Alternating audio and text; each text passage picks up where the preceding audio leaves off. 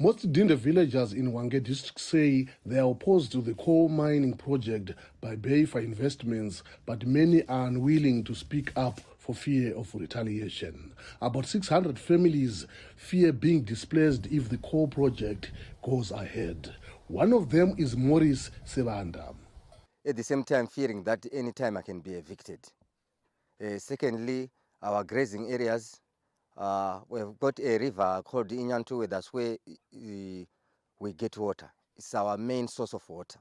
So definitely when this mine succeeds, my fear again is that toxic acids might be found in the river.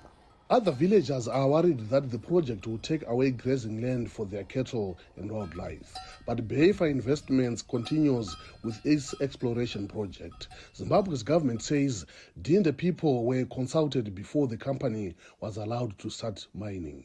Amunkela Sidanke is the education and publicity manager for the government's Environmental Management Agency. She says an environmental impact assessment EIA report addressed and cleared all Dinde's concerns. Their fears, they are all taken care of. In fact, as long as the EIA was done, it's being monitored by the agency, so nothing is going to be done which is outside what the agreement was in the EIA for exploration. Farai Magu is the director of the Center for Natural Resource Governance, a local NGO. The group is opposed to the Dinde coal mining project, partly because there are no clear plans on where the villagers will be taken if they are displaced. That's not all. Magu says coal mining undermines Zimbabwe's plans to build a green economy and to reduce carbon emissions by 33% by 2030.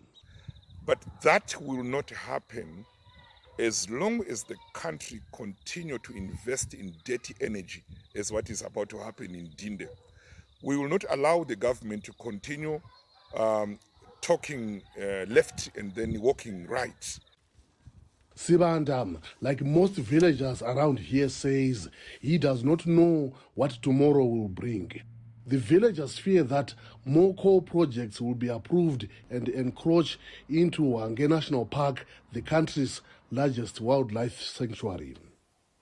Mavhunga for VOA News, Hwange, Zimbabwe.